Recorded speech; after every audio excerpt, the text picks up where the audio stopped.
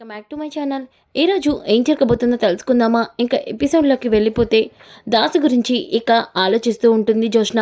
ఇదేంటి, ఆ కాశీగాడు దాసు గురించి కంప్లైంట్ ఇచ్చాడు అంటే ఖచ్చితంగా నా గురించి అన్ని నిజాలు బయటకు వస్తాయి.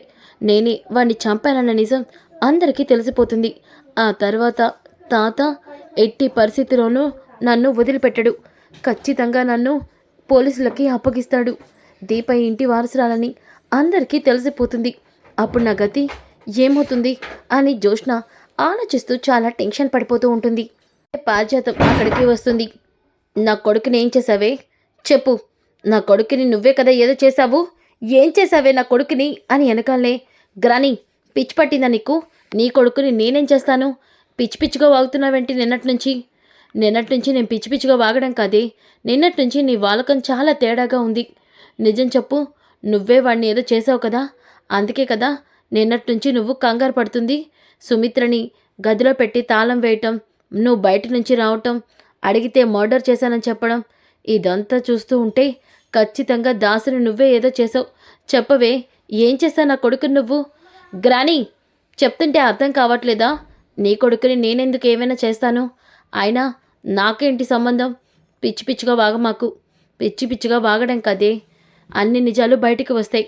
నిజానికి నువ్వు గనుక వాడిని ఏదైనా చేశావని నాకు తెలిస్తే మాత్రం జోష్న, ఎట్టి పరిస్థితుల్లోనూ నేను ఊరుకోను. నాలో పారిజాతాన్ని చూస్తావు. నిన్ను ఈ ఇంటి వారసురాన్ని చేయాలనుకుంది నా కొడుకు దాసు కోసం. కానీ వాడికే నువ్వేదైనా ప్రమాదం తలపెడితే మాత్రం నా నోటితో నేనే అన్ని నిజాలు శివన్నారాయణ ముందు చెప్పాల్సి వస్తుంది, గుర్తుపెట్టుకో అని చెప్పి పారిజాతం వార్నింగ్ ఇచ్చి వెళ్ళిపోతుంది. ఇక జోష్న, ఇదేంటి గ్రాని ఇలా మాట్లాడుతుంది అంటే, ఒకవేళ నేనే ఆ దాసుగాడిని చంపేశానని తెలిస్తే అప్పుడు గ్రానీని నిజాన్ని బయట పెట్టేస్తుందా ఏంటి? నో, అలా జరగకూడదు. అంటే ఎట్టి పరిస్థితిలోనూ నేనే ఈ మర్డర్ చేశానన్న విషయం ఎవ్వరికీ ఎప్పటికీ తెలియకూడదు. అవును అవును, ఇంతకీ ఆ దాసుగాడి శవం ఏమైనట్టు అని జోష్న ఆలోచిస్తూ ఉంటే అప్పుడే ఇక దశరథ దాసు దగ్గరికి వస్తాడు. ఇక దాసుని చూస్తూ డాక్టర్ని పిలుస్తాడు. ఏంట్రా, నా తమ్ముడు దాసు పరిస్థితి ఎలా ఉంది ఇప్పుడు? వాడికి స్పృహ వస్తుందా? ప్రాణాపాయం లేదు కదా? ఒరే, అంత అన్ని ప్రశ్నలు ఒకేసారి అడిగితే నేనేం సమాధానం చెప్తాను? ప్రజెంట్ అయితే అతని ఆరోగ్యం అయితే బాగానే ఉంది, ప్రాణాపాయం ఎటువంటి ఇబ్బంది లేదు. అవునరా, చాలా మంచి శుభవార్త చెప్పావు. కాకపోతే ఏమైంది? పేషెంట్ అయితే కోమాలోకి వెళ్ళిపోయాడు. ఎప్పుడు వస్తుందో స్పృహ అనేది చెప్పలేం. అదేంట్రా అలా అంటున్నావు?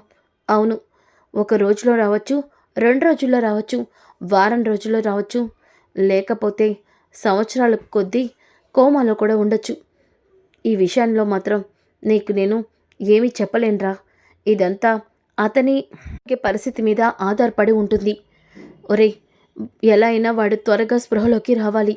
ఎందుకురా, ఎందుకు అసలు అతని గురించి ఇంత ఆలోచిస్తున్నావు? అతని తలమే కొట్టింది ఎవరు? అలాగే స్పృహలోకి వచ్చాక నువ్వు ఏం తెలుసుకుందాం అనుకుంటున్నావు? వాడితో నేను చాలా మాట్లాడాల్సింది ఉంది. అందుకే వాడు స్పృహలోకి రావాలి. ఎంత ఖర్చైనా పర్వాలేదు, ఫారెన్ నుంచి డాక్టర్స్ని తెప్పించు. దాసు మాత్రం త్వరగా స్పృహలోకి రావాలి. సరే, నేను దీనికి సంబంధించిన స్పెషలిస్ట్తో మాట్లాడతాను, సరేనా అని చెప్పేసి అక్కడి నుంచి దశరథ వెళ్ళిపోతాడు. ఇంకా కార్తీక్ ఇంటికి వస్తాడు. రాగానే దీప, కార్తీక్ బాబు, శౌర్యని రెడీ చేసేసాను, మీరేంటి అలా ఉన్నారు? దీప అది అంటూ ఉంటే అప్పుడే కాంచన, ఎరా కార్తీక్, దాసన్నే కనిపించట్లేదంట కదా, స్వప్న ఫోన్ చేసింది, మీరు పోలీస్ కంప్లైంట్ ఇచ్చారా అని వెనకాలనే, నేను కాశీ కలిసి పోలీస్ కంప్లైంట్ ఇచ్చే వస్తున్నామమ్మా అని అంటాడు. ఒక్కసారిగా అప్పుడే దీప, ఏంటి బాబు, దాసు బాబాయ్ కనిపించట్లేదా? బాబాయ్ కనిపించకుండా ఉండడం ఏంటి? ఏమై ఉంటుంది? ఏమో తెలియదు దీప, నిన్నటి నుంచి మావయ్య ఇంటికి రాలేదంట, కాశీ స్వప్న కంగారు పడుతున్నారు, అందుకే వెళ్ళి పోలీస్ కంప్లైంట్ ఇచ్చాం. అవునా, ఇలా ఎప్పుడైనా జరిగిందంట? ఎప్పుడు జరగలేదంట. కాశీకి చెప్పకుండా మావయ్య ఎక్కడికి వెళ్ళడంట, అందుకనే కాశీ చాలా కంగారు పడుతున్నాడు. పోలీస్ కంప్లైంట్ ఇచ్చాంగా, 2-3 రోజుల్లో మావయ్య ఎక్కడున్నా మావయ్యని వాళ్ళు పట్టుకుంటారు, ఏం ప్రమాదం లేదులే. ఒరేయ్, మా అన్నయ్య చాలా మంచోడు, త్వరగా ఇంటికి వచ్చేస్తే బాగుండు. మనకి వాళ్ళకి పెద్ద దిక్కుగా ఉంది అన్నయ్యే అని చెప్పి కాంచన అంటుంది. ఇక ఇంతలోకి అనసూయ, కార్తీక్ బాబు, నేను కూడా శౌర్యతో పాటు రానా అని అనసూయ అమ్మ అంటుంది. ఒక్కసారిగా దీప, అదేంటత్తయ్య, మీరు మీరు వెళ్ళడం ఏంటి అని వెనకాలనే ఇక కార్తీక్, దీప, నేనే అనసూయ గారిని రమ్మన్నాను. అంటే అక్కడ శౌర్య ఒక్కరితే ఉంటుంది కదా, తనకితో పాటు అనసూయ గారు కూడా ఉంటే శౌర్యకి ధైర్యంగా ఉంటుంది కదా, అందుకే. అవునా కార్తీక్ బాబు, అలాంటప్పుడు నేనే వెళ్ళేదాన్ని కదా, అత్తయ్య ఇంట్లో ఉండేవారు కదా. అదేంటి దీప, మరి మన టిఫిన్ సెంటర్ ఏమవ్వాలి? నీ చేతి వంటకి కస్టమర్స్ అందరూ అలవాటు పడిపోయారు. ఇప్పుడు గనుక నువ్వు టిఫిన్ సెంటర్లో లేకపోతే మళ్ళీ మన బేరాలన్నీ పోతాయి.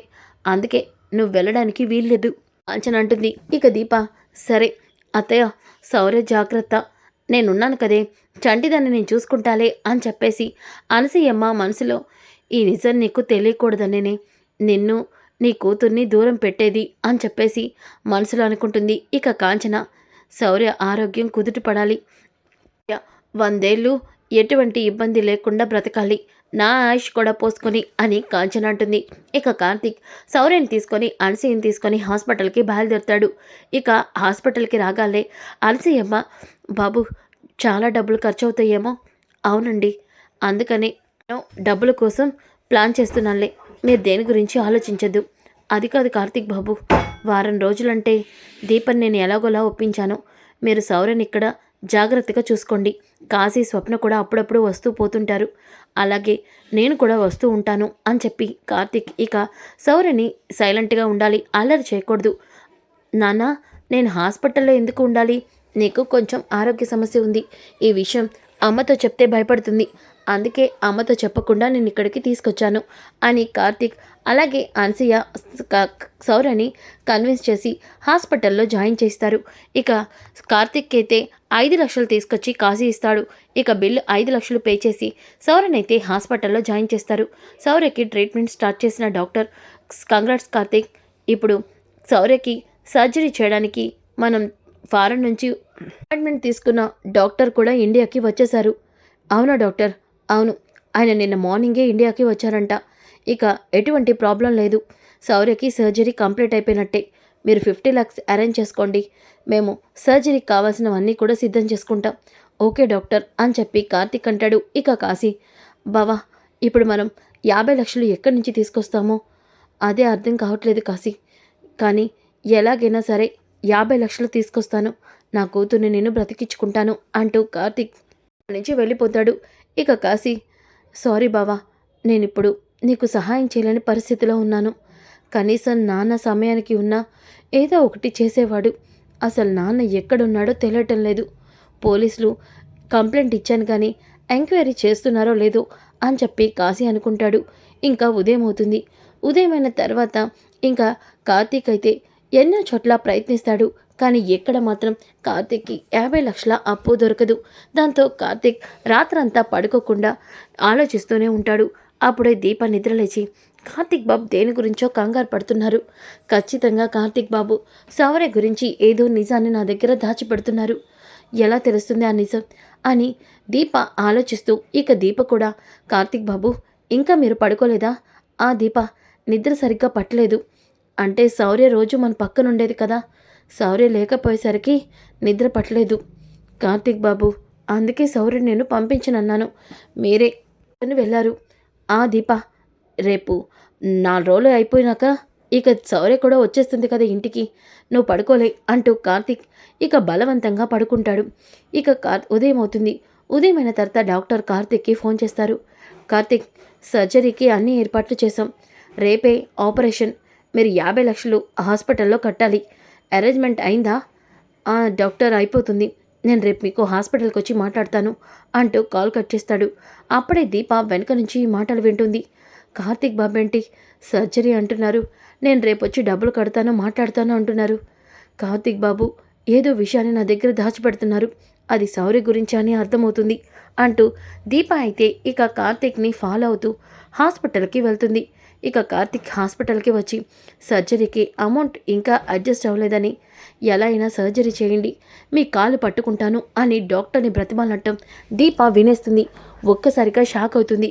ఇక కార్తిక్ అయితే డాక్టర్ని బ్రతిమాలాడుతూ ఉంటే డాక్టర్, చూడండి మిస్టర్ కార్తిక్, మీ మీద ఉన్న రెస్పెక్ట్, అలాగే మీతో ఉన్న నాకు పరిచయం, నేను ఏదో ఆ 50 lakhsలో ఏదో ఒక అడిగి ఒక 5 lakhs అయితే తగ్గించగలను. అంతేకాని 50 లక్షలని మేము అరేంజ్ చేసి ఆపరేషన్ చేయాలంటే చాలా కష్టం. చెప్పాను కదా, ఆ ఆపరేషన్కి ఖచ్చితంగా 50 lakhs అవుతుంది. ఇంకా మేము ఫీజు తీసుకోకుండానే. సో ఈ విషయంలో నేను ఎలాంటి హెల్ప్ మీకు చేయలేను. కావాలంటే మీరు మీ కూతుర్ని తీసుకొని వెళ్ళిపోండి అని డాక్టర్ ముఖం మీద చెప్పేస్తాడు. ఆ మాటలకి ఒక్కసారిగా కార్తిక్ చాలా బాధపడుతూ ఉంటాడు. అప్పుడే దీప వెనక నుంచి కార్తిక్ బాబు అని వెనకాలనే, దీప నువ్వేంటిక్కడ, అయినా నువ్వేంటిక్కడికి వచ్చావు, ఏమైంది కార్తిక్ బాబు, మీ కళ్ళలో ఎందుకు ఆ కన్నీళ్ళు? అదే దీప, నేను ఏడవట్లేదు, ఇక్కడికి వచ్చేసరికి దుమ్ము పడింది. మరి డాక్టర్ కాళ్ళ మీద పడి ఎందుకు బ్రతిమాలాడుతున్నారు మీరు? దీప అంతా చూసేసిందా? అది దీప, చాలు కార్తిక్ బాబు చాలు. శౌర్య ఆరోగ్య పరిస్థితి గురించి తెలిసి మీరు ఎందుకు నాతో నిజాన్ని దాచిపెట్టారు? ఎందుకు మీరు నాకు నిజం చెప్పకుండా ఇలా డాక్టర్ని బ్రతిమలాడుతున్నారు? చెప్పండి కార్తిక్ బాబు, శౌర్యకి ఏమైంది? శౌర్య ఏ పరిస్థితిలో ఉంది? నాకు చెప్పండి కార్తిక్ బాబు అంటూ దీప ఏడుస్తూ కార్తిక్ని నిలదీస్తూ ఉంటే ఒక్కసారిగా కార్తిక్ ఇక దీపని చేపట్టుకొని ఐసీలో ఉన్న శౌర్యని చూపిస్తాడు. శౌర్య, చూడు దీప ఎలాంటి కండిషన్లో ఉందో. సరిగా శౌర్యని ఆ కండిషన్లో చూసిన దీప కుప్పకూలిపోతుంది. ఇక ఏడుస్తూ ఉంటుంది. ఇక అప్పుడే డాక్టర్ అక్కడికి వచ్చి పేషెంట్కి ఉన్న అన్నీ కూడా తీసేసి తనని డిశ్చార్జ్ చేసేయమని చెప్తాడు. ఇక దీప అలాగే కార్తిక్ డాక్టర్ కాళ్ళ మీద పడి, డాక్టర్ ఆ పని చేయొద్దు, నా కూతురు బ్రతకదు, మీకు దండం పెడతాను, నా కూతుర్ని ఈ పరిస్థితిలో మీరు పంపించొద్దు అని బ్రతిమలాడుతూ ఉంటే ఇక అనసూయ కూడా దీపకి నిజం తెలిసిపోయిందని చాలా బాధపడుతూ, డాక్టర్ నీ కాళ్ళ మీద పెడతాను, నా మనవరాల్ని ఇలా బయటికి పంపించేకండి, ఆపరేషన్ చేయండి, ఊర్లో మాకు ఇల్లుంది, ఆ ఇంటిని అమ్మకానికి పెట్టాం, డబ్బులు రాగానే మీకు కట్టేస్తాము అని అనసూయ కూడా బ్రతిమలాడుతూ ఉంటే ఇక డాక్టర్, చూడండి మేడం, మీరు చెప్పినట్టు మేము పేషెంట్ని అయితే ఇక్కడ ఉంచగలం, సర్జరీ మాత్రం చేయలేము, రేపు తనకేదైనా అయితే తన ప్రాణాలే పోతాయి, అప్పుడు హాస్పిటల్కి బ్యాడ్ నేమ్, సో మేము పేషెంట్ని ఇప్పుడే డిశ్చార్జ్ చేసేస్తున్నాం. అలాగే కార్తిక్, ఇప్పుడు తను ఉన్న 3 daysకి కావాల్సిన ఎక్విప్మెంట్స్ అన్నీ కూడా మేము అరేంజ్ చేసాం, వాటికి అమౌంట్ డిడక్ట్ చేసుకొని మిగతా అమౌంట్ని మీరు రిసెప్షన్లో తీసుకోండి అని వెనకాలే ఇక కార్తిక్, డాక్టర్ అలా మాట్లాడద్దు, నా కూతురు ఇక్కడ ఉంటేనే సేఫ్గా ఉంటుంది, ప్లీజ్ డాక్టర్ అని ఇద్దరు కూడా బ్రతిమలాడుతూ ఉంటే అప్పుడే ఫారెన్ నుంచి వచ్చిన డాక్టర్ అక్కడికి వస్తాడు. ఇక ఆ డాక్టర్ దగ్గరికి వెళ్ళిన డాక్టర్, ఏమైంది, ఏంటి ఇష్యూ అని చెప్పి దీపని చూస్తాడు. ఒక్కసారిగా తను నా కొడుకుని కాపాడిన అమ్మాయి కదా? అవును అమ్మా, ఏమైంది, ఎందుకలా ఏడుస్తున్నారు మీరు? డాక్టర్, నా కూతురు చాలా ప్రమాదంలో ఉంది, సర్జరీ చేయకపోతే తనను బ్రతకదు, దయచేసి నా కూతుర్ని బ్రతికించండి అని దీప ఏడుస్తూ ఉంటే ఇక వెంటనే ఆ డాక్టర్, చూడండి, మీరు నా కొడుకుని ప్రాణాలకి తెగించి కాపాడారు, ఈరోజు మీరు నా కొడుకుని కాపాడకపోతే నేను కొడుకు లేని వాడిలా జీవస్వంలా బ్రతికేవాడిని, అలాంటిది మీ కూతురికి నేను సర్జరీ చేస్తాను. డాక్టర్ కార్తిక్ తానే సర్జరీ చేయడానికి వచ్చిన ఫారెన్ డాక్టర్. అవును, నేను మీ కూతురికి సర్జరీ చేస్తాను, రూపాయి కూడా మీరు కట్టనవసరం లేదు అని చెప్పి ఆ డాక్టర్ అయితే ఫ్రీగా శౌర్యకి ట్రీట్మెంట్ అయితే చేస్తాడు. దాంతో దీప కార్తిక్ చాలా సంతోషపడతారు. ఇక కార్తిక్ అయితే, దీప నువ్వు నా ప్రాణదాతవి, ఈ లాకెట్ శౌర్య మెడలో ఉంటే నువ్వు తనని కాపాడుతావని నేను నమ్మాను, అదే జరిగింది, ఈరోజు నువ్వు చేసిన మంచి వల్లే శౌర్య మళ్ళీ మనకి ప్రాణాలతో దక్కింది అని కార్తిక్ మనసులో అనుకుంటాడు. ఇక శౌర్యకైతే సర్జరీ కంప్లీట్ అవుతుంది. ఇక కాశీ అయితే చాలా సంతోషపడతాడు. శౌర్య అయితే ఆపరేషన్ సక్సెస్ అయ్యి తనకేమీ కాలేదు, కానీ నాన్న కండిషన్ ఇప్పుడు ఎలా ఉంది, నాన్న అసలు ఎక్కడ ఉన్నాడు, పోలీస్కి ఇప్పుడే ఫోన్ చేస్తాను అని చెప్పి ఇన్స్పెక్టర్కి కాల్ చేస్తాడు. ఇక ఇన్స్పెక్టర్, హలో సార్, మా నాన్న కనిపించట్లేదని 3 రోజుల క్రితం నేను మీకు కంప్లైంట్ ఇచ్చాను. హా, ఇచ్చావు, దాసే కదా మీ నాన్న? అవును సార్, మా నాన్న పేరు దాసు, ఫోటో కూడా మీకు పంపించాను. ఆల్రెడీ మేము ఎంక్వైరీ స్టార్ట్ చేసాం, మీ నాన్న ఫోన్ సిగ్నల్ లాస్ట్గా ఇంటి దగ్గర క్లోజ్ అయినాయి, ఆ ఇల్లు మీకేమైనా తెలుసా? ఏ ఇల్లు సార్? ఇంటి అడ్రస్ చెప్పండి. చూడు, ఇంటి అడ్రస్ నీకు నేను ఫోన్లో షేర్ చేస్తాను. మేము కూడా ఇప్పుడు అక్కడికే వెళ్తున్నాం. మీరు కూడా అక్కడికి వచ్చేయండి అని ఇన్స్పెక్టర్ కాల్ కట్ చేసి ఇక లొకేషన్ని కాశీకి సెండ్ చేస్తాడు. ఇంతలో కార్తీక్, కాశీ, బాబాయ్ మావయ్య గురించి ఏమైనా తెలిసిందా? బావా, ఇప్పుడే ఇన్స్పెక్టర్ కాల్ చేసి నాన్న ఫోన్ సిగ్నల్ లాస్ట్లో ఒక ఇంటి నుంచి వచ్చిందంట. ఆ ఇంటి లొకేషన్ని షేర్ చేశారు. నేను ఇప్పుడే అక్కడికి వెళ్తున్నాను. అవునా కాశీ? అయితే నేను కూడా మీతో పాటు వస్తాను. దీపా, సౌర్యని మీరు చూసుకోండి. సరే కార్తీక్ బాబు అంటూ కార్తీక్ అలాగే కాశీ ఇద్దరు కూడా ఇక ఆ లొకేషన్ పట్టుకొని బయలుదేరుతారు. ఇంతలోకి శివనారాయణ ఇంట్లో అందరూ కూడా హాల్లో కూర్చుంటారు. అప్పుడే ఇన్స్పెక్టర్ ఇక శివనారాయణ ఇంటికి వచ్చి, నమస్తే సార్. ఇన్స్పెక్టర్ అనడంతో ఒక్కసారిగా అక్కడ ఉన్న జ్యోత్స్న అలాగే దశరథ ఇద్దరు కూడా షాక్ అయిపోతారు. ఇక శివనారాయణ, రండి ఇన్స్పెక్టర్, ఇలా వచ్చారేంటి? మా ఇంట్లో మీకెవరితోనైనా పనుందా? పని కాదు సార్, ఒక ఇన్ఫర్మేషన్ కోసం మేము ఇక్కడికి వచ్చాము అని వెనకాలనే పారిజాతం అప్పుడే పైనుంచి కిందకి వస్తుంది. పోలీసులేంటి ఇంటికి వచ్చారు అని అనుకుంటుంది. ఇక జ్యోత్స్న అయితే, ఇదేంటి ఈ పోలీస్ ఇక్కడికి వచ్చాడు అంటే గ్రాని కొడుకుని నేనే చంపేశానని తెలిసిపోయిందా? ఇప్పుడు నేనేం చేయాలి అని అనుకుంటూ ఉంటే ఇక అంతలోకి సుమిత్ర, మావయ్య గారు, పోలీస్ ఇంటికి వచ్చారు. ఆయన ఇంట్లో కూడా లేరు. ఒకసారి ఆయనకి ఫోన్ చేయనా? దశరథకి ఎందుకమ్మా ఇప్పుడు నువ్వు ఫోన్ చేయడం? విషయం ఏంటో నేను తెలుసుకుంటానుండు. ఇన్స్పెక్టర్, మీరు ఎందుకు మా ఇంటికి వచ్చారు? సార్, దాసు అనే ఒక వ్యక్తి కనిపించట్లేదని మాకు కంప్లైంట్ వచ్చింది. అబ్బో, ఆ దరిద్రుడి కోసం మీరు ఇక్కడికి వచ్చింది. సరే, ఇదిగోండి, తనే వాళ్ళమ్మ.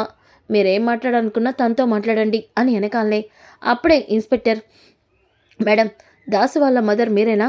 అవును ఇన్స్పెక్టర్ గారు, నా కొడుకు ఏమైంది? వాడు కనిపించాడా? లేదు మేడం, కానీ కనిపించకుండా పోయిన తర్వాత లాస్ట్గా ఆయన ఫోన్ సిగ్నల్ మీ ఇంటి దగ్గరే స్టాప్ అయింది. అంటే ఆయన ఇక్కడికి వచ్చాడు. మీ ఇంట్లో ఎవరినో కలిశాడు. ఆ విషయం తెలుసుకోవడానికి మేము ఇక్కడికి వచ్చాం. సో మీరు అతన్ని మాట్లాడారా? అతనితో కలిశారా అని వెనకాలనే ఒక్కసారిగా జ్యోత్స్న షాక్ అవుతుంది. ఇన్ఫర్మేషన్ కోసం వచ్చాడా? ఇప్పుడు నేనేం చేయాలి అని టెన్షన్ పడుతూ ఉంటే ఇక పారిజాతం, నా కొడుకు లాస్ట్గా ఈ ఇంటికి వచ్చాడా? సారీ, మమ్మల్ని ఎవరిని కలవలేదు. అయినా దాసుగాడు ఇక్కడికి వచ్చి ఎవరిని కలిసి ఉంటాడు? ఏమై ఉంటుంది అని కంగారుగా ఉంటే ఇంతలోకి ఇన్స్పెక్టర్ శివనారాయణతో, సార్, ఈ విషయంలో మీ ఇంట్లో వాళ్ళని మేము ఎంక్వైరీ చేయాలి. సరే, చేయండి. ఇప్పుడు మీరు చేసే ఈ చండాలమంతా ఆ దరిద్రుడి వల్లే అని మాకు అర్థమైంది రండి. మీరు ఎటువంటి ఇన్ఫర్మేషన్ కావాలన్నా మేము ఇవ్వడానికి సిద్ధంగా ఉన్నాం. సార్, మీ ఇంటి ఆరు బయట సీసీ కెమెరా ఉండడం చూశాను. ఒకసారి సీసీటీవీ ఫుటేజ్ వీడియోని ఆన్ చేయమంటారా అని వెనకాలే ఒక్కసారిగా జ్యోత్స్న షాక్ అవుతుంది. ఇదేంటి, ఇంత సింపుల్ విషయాన్ని నేను ఎలా మర్చిపోయాను? బయట సీసీ కెమెరా ఉంది కదా, అందులో నేను గ్రహాని కొడుకుని తల పగలగొట్టింది వీడియో రికార్డ్ అయ్యే ఉంటుంది. ఇప్పుడు ఆ వీడియో చూస్తే అందరికీ నేనే దాసుగాడిని చంపానని తెలిసిపోతుంది. ఇప్పుడు ఏం చేయాలి అని టెన్షన్ పడుతూ ఉంటుంది. ఇంతలో శివనారాయణ వాచ్మ్యాన్ని పిలిపించి ఇక వీడియోని ఆన్ చేయమని చెప్తాడు. ఇంకా అప్పుడే వీడియోని ఆన్ చేస్తారు. ఇంకా కాశీ అలాగే కార్తీక్ కూడా ఇంటికి వస్తారు. రాగానే ఇక ఇన్స్పెక్టర్, ఈ ఇంటి నుంచి లాస్ట్గా సిగ్నల్స్ మీ నాన్నవి వచ్చాయి, అందుకే ఇక్కడికి వచ్చాం. అలాగే ఇంటి బయట సీసీ కెమెరాని ఇప్పుడే చెక్ చేస్తున్నాం, చూడండి అని అనగానే కార్తీక్, కాశీ కూడా ఆ వీడియోని చూస్తూ ఉంటారు. జ్యోత్స్నకైతే ముచ్చెమటలు పడుతూ ఉంటాయి. ఇక ఇంతలోకి వీడియో ప్లే చేయగానే కాశీ, దాసు ఇంటికి రావటం, అలాగే పారిజాతం అలాగే శివనారాయణ ఇంట్లోంచి వెళ్ళిపోయాక లోపలికి రావటం, అప్పుడే జ్యోత్స్న ఇక దాసుని బలవంతంగా లోపల నుంచి బయటకి తీసుకురావటం, ఇక తన కాళ్ళ మీద తనని బ్రతిమలాడటం, ఇవన్నీ కనిపిస్తాయి. శివనారాయణ, మనోరాలా, నువ్వేంటి ఆ దాసిగాడి కాళ్ళ మీద పడి బ్రతిమలాడుతున్నావు? ఏమైంది? అసలు దాసిగాడిని నువ్వు బయటికెందుకు నెట్టేస్తున్నావు అని సుమిత్ర కూడా ఇక జ్యోత్స్నని నిలదీస్తూ, ఇంత జరిగితే నువ్వెందుకు మాతో నిజం చెప్పలేదు అని అంటూ ఉంటే ఇంకా జ్యోత్స్నకైతే చాలా కంగారు పడుతుంది.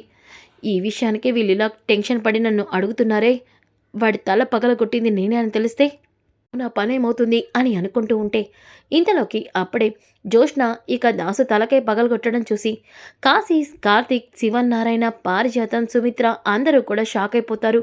ఇక జ్యోత్స్న అయితే అలా స్టన్ అయిపోతుంది. ఇక కాశీ, ఛీ!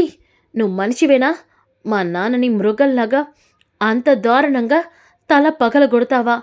మా నాన్నని ఏం చేసావు? కారులో తీసుకెళ్ళి మా నాన్నని ఏం చేసావు? చెప్పవే, చెప్పు. నిన్ను అక్క అని పిలవాలంటేనే కూడా సిగ్గేస్తుంది నాకు అని గట్టిగా ఏడుస్తూ ఉంటే ఇక శివనారాయణ, తాత అది నోర్మోయ్ అంటూ చెంప పగలగొడతాడు. ఇక సుమిత్ర, అసలు నువ్వు మనిషివేనా? నువ్వు నా కన్న కూతురివంటే నాకు అనుమానం వస్తుంది. ఇలాంటి పని నువ్వెలా చేయగలిగావు జోష్నా అని వెనకాలే ఇంకా పారిజాతం, ఒసేయ్ వాడెంత మంచివాడో నాకే బాగా తెలుసు. నీ కన్న తండ్రిని ఇలా చేయడానికి నీకు ఎలా మనసొప్పింది అని పారిజాతం అంటుంది. ఒక్కసారిగా అందరూ షాక్ అయిపోతారు. స్ పారిజాతం, ఏమంటున్నావు నువ్వు? జోష్న కన్న తండ్రి దశరథ కదా, మరి దాస్ అంటున్నావేంటి? నాన్న, పిన్ని చెప్పింది నిజమే. జోష్న దాసు కూతురే అని దశరథ అంటాడు. ఒక్కసారిగా అందరూ షాక్ అయిపోతారు. ఏమంటున్నావు దశరథ నువ్వు? జోష్న దాసుని చంపేసింది. లేదు నాన్న, దాసు చనిపోలేదు. దాసు బ్రతికే ఉన్నాడు. దాసు అని చెప్పేసి కట్టుకట్టి దాసుని ఇంటికి తీసుకొస్తాడు దశరథ. ఒక్కసారిగా దాసుని చూసిన కాశీ అలాగే పారిజాతం, ఒరే దాసు, నాన్న అంటూ దగ్గరికి వెళ్తారు. నాకేం కాలేదమ్మా, నాకేం కాలేదురా కాశీ అని వెనకాలనే ఇక దశరథ, నాన్న జరిగింది నేను చెప్తాను. జోష్న దాసుని చంపింది. ఎందుకో తెలుసా మీకు? ఏంట్రా నువ్వంటుంది? దాసు కూతురు జోష్న అంటున్నావు, ఇప్పుడు దాసుని జోష్న చంపింది అంటున్నావు. అసలు నాకేమీ అర్థం కావట్లేదు. నేను చెప్తాను సార్. జోష్న మీ మనవరాలు కాదు, ఈ ఇంటి వారసురాలు కాదు. సుమిత్ర వదిన దశరథన్నయ్య కూతురు కాదు. అందుకే ఆ నిజం ఎక్కడ బయటపడుతుందోనని నన్ను చంపాలని చూసింది. నిజాన్ని నాతోనే అంతం చేయాలని చూసింది. కానీ ఆ భగవంతుడు అనేవాడు ఉంటాడు కదా, ఆయనకి బాగా తెలుసు ఎవరికి ఎలాంటి మంచి చేయాలో. అందుకే ఆ భగవంతుడు దశరథ అన్నయ్య రూపంలో నన్ను కాపాడాడు. అవును సార్, మీకు నిజం తెలియాలంటే 25 ఏళ్ల క్రితం ఏం జరిగిందో మీకు తెలియాలి. మా అమ్మ మీ కుటుంబం మీద పగ తీర్చుకోవడం కోసం నాకు పుట్టిన కూతుర్ని సుమిత్ర వదిన పక్కన పడుకోబెట్టి సుమిత్ర వదినకి పుట్టిన కూతుర్ని చంపేయమని కబేలాకి ఇచ్చింది. కానీ కబేలా ఆ పాపని చంపలేక బస్టాండ్లో వదిలి వెళ్ళిపోయాడు.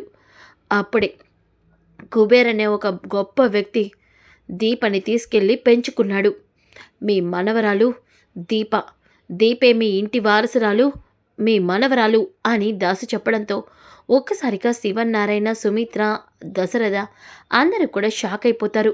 ఇక కార్తీక్, మావయ్య మీరేమంటున్నారు నిజంగా? అవును కార్తీక్, దీపని అలాంటి పరిస్థితిలో చూసినప్పుడల్లా నా గుండె తరలిపోయేది. దీప ఈ ఇంటి వారసురాలన్న నిజాన్ని చెప్పేయాలని చాలాసార్లు ఈ ఇంటికి వచ్చాను. కానీ జోష్న ఈ నిజం చెప్తే తను ప్రాణాలు తీసుకుంటానని నన్ను బెదిరించింది. అందుకే ఇన్ని రోజులు ఈ నిజాన్ని నా గుండెల్లో దాచుకున్నాను. కానీ జోష్న తెగింపుని, తన మూర్ఖత్వాన్ని చూసి నిజాన్ని చెప్పేద్దామనుకుంటే తను కన్న తండ్రినని చూడకుండా నన్నే చంపాలని చూసింది. కానీ అది జరగలేదు. న్యాయమే, నిజమే గెలిచింది. మీ మనవరాలు, మీ కూతురు దీప అని అందరి ముందు నిజం చెప్పేస్తాడు దాసు. ఒక్కసారిగా అందరూ షాక్ అయిపోతారు. సో ఫ్రెండ్స్, కమింగ్ ఎపిసోడ్ చాలా ఇంట్రెస్టింగ్గా ఉంటుందని తెలుస్తుంది కదా. Don't miss. ఈ వీడియో నచ్చితే తప్పకుండా లైక్ చేసి షేర్ చేయండి. Thanks for watching. Welcome back to my channel. ఈరోజు ఏం జరగబోతుందో తెలుసుకుందామా? ఇంకా